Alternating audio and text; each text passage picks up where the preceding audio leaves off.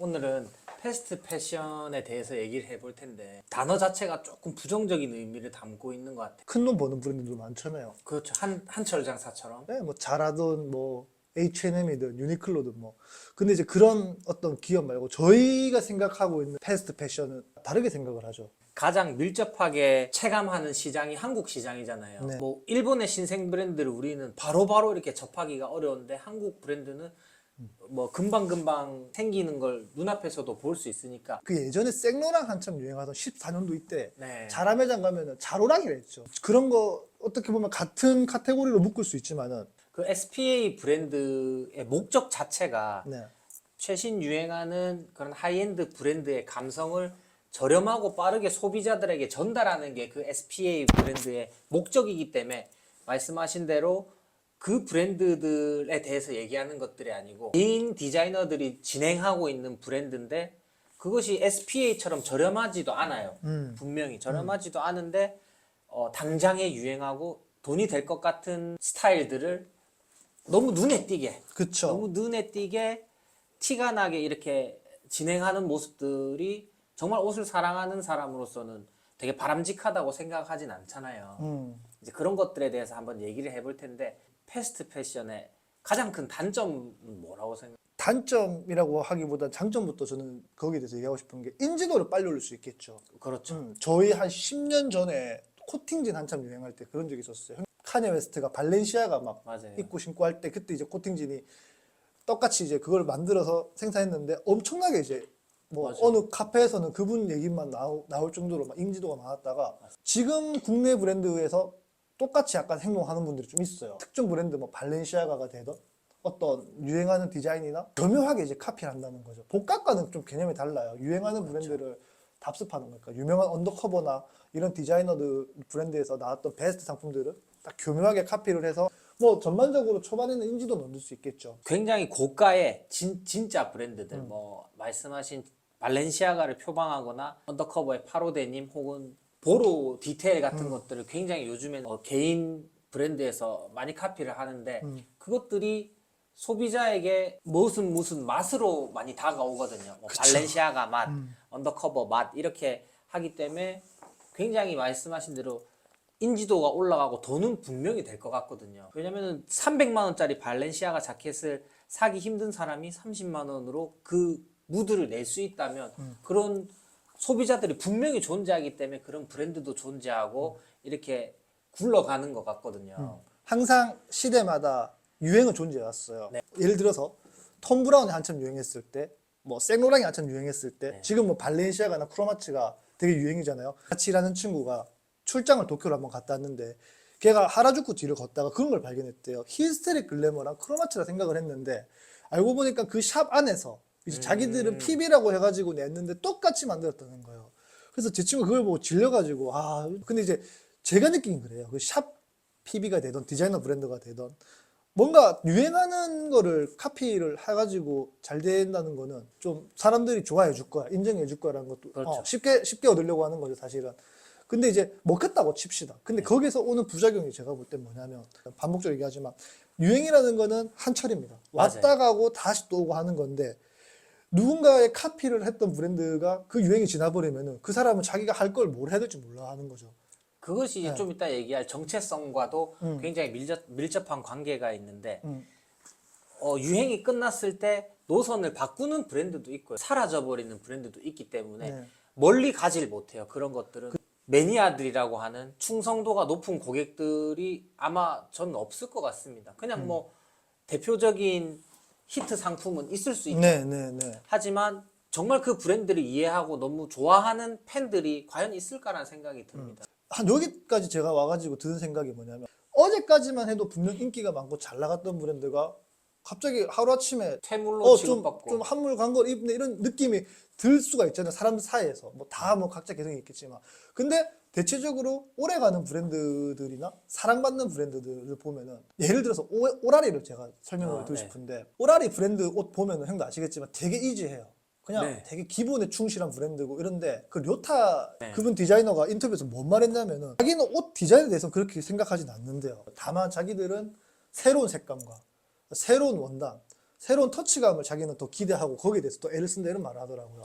그 정신이 곧 미니멀이거든요. 어떤 브랜드의 아이덴티티를 적나라하게 보여준다는 거죠. 그렇죠. 어떤 브랜드가 됐을 때는 우리는 실용성을 더 따진다. 우리 옷은 입고 뭐 노가다를 할 때 입을 수 있을 만큼 단단한 거를 원한다. 그 브랜드는 되게 하드하고 정석이다. 터프하고 견고하겠죠. 또 일본 브랜드인데 엔지니어드 가먼츠 브랜드를 입었을 때 되게 이상한 거예요, 패턴이. 그러니까 기존에 제가 입고 있던 옷들이랑 이게 매치가 안 되는 거예요. 제가 그때 몇 번 입다 느낀 게 뭐냐면 엔지니어드 가먼츠 옷은 엔지니어드 가먼츠들끼리 입었을 때 되게 잘 어울려요.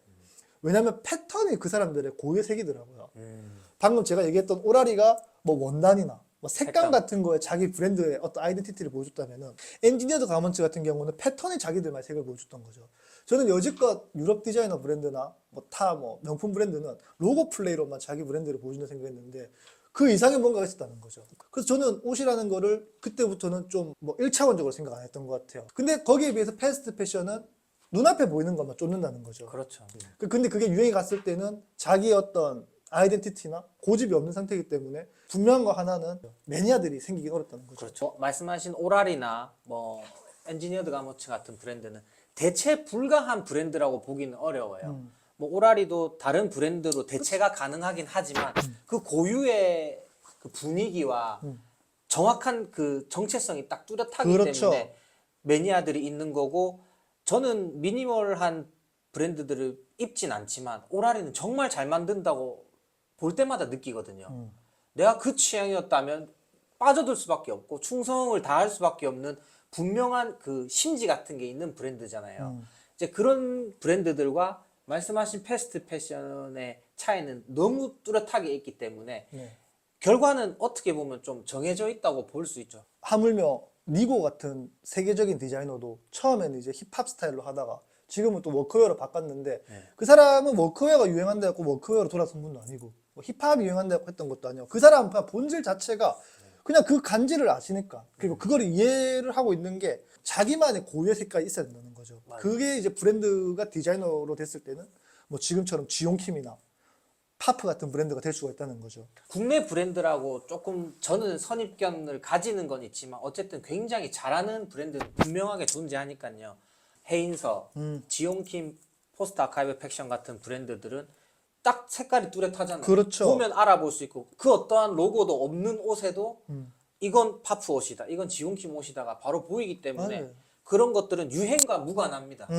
오히려 유행과 조금 멀다고 볼 수 있죠. 대단한 거죠. 사실은 이제 그분들이 제가 이제 앞서 얘기했던 어떤 종합적인 고질적인 문제를 그분들은 이미 뛰어넘었다는 거죠. 그렇죠. 제가 근본이 있는 거죠. 그렇죠. 그 근본이라고 하는 거죠. 근본 하는데 맞아요. 여기가 근본인 거예요. 그분들이 하고 있는 디자인은 그분들만 할 수 있을 거라 생각을 해요. 네. 뭔가 그분들을 대체할 수 있을 만한 브랜드가 과연 있을까? 그 사람들의 어떤 좀 개성은 확실히 뚜렷하잖아요. 지용킴 같은 경우도 썬페이드로 유명하죠. 그렇죠. 자기 브랜드에서 보여줄 수 있는 장점이고 뚜렷한 어떤 자기만의 갖고 있는 무기잖아요. 네. 그것도 사랑을 받고 있는 거고. 그 브랜드들의 금액대가 결코 싸지가 않습니다. 굉장히 비싼 축에 속하지만 고객들이 그 브랜드들을 선택하는 이유는 반드시 존재하거든요. 그렇죠. 말씀하신 포스트 아카이브 팩션의 느낌이 나는 좀 하위 호환 브랜드들은 있지만 그 포스트 아카이브 팩션이 가지고 있는 퀄리티와 패턴이라든지 색감 같은 것들은 그 돈 주고 지불할 만한 가치가 있다고 느끼는 거거든요. 지용킴도 마찬가지고 그렇죠. 그런 브랜드들은 유행의 최첨단에 있지 않을 수 있지만 굉장히 오래가고 굵직굵직한 팬들을 소유하고 있다고 볼 수 있죠.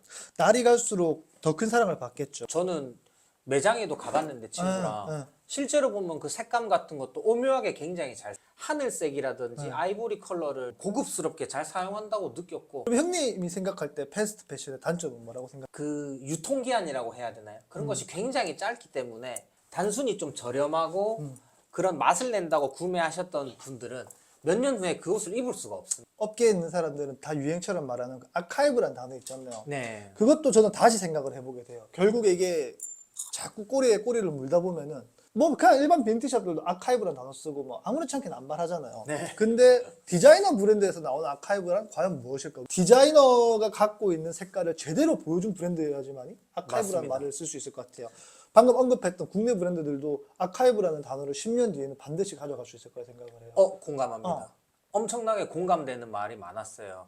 그게 그냥 단순히 어떠한 브랜드의 옛날 모델이라고 아카이브라고 막 오남용하는 사람들도 많이 봤거든요. 판맥을 특히 보면 네. 그냥 평범한 국내 브랜드인데 막 되게 초기 모델이라고 아카이브라고 하는데 이 브랜드가 과연 어떤 유산이 있냐고 저는 되묻고 싶었거든요. 네. 그만큼 그 디자이너가 정체성이 있고 브랜드의 절정이었던 시기 혹은 대표적이었던 과거의 아이템들 같은 경우에 아카이브라는 뭐 이름을 붙일 수 있을 것 같아요.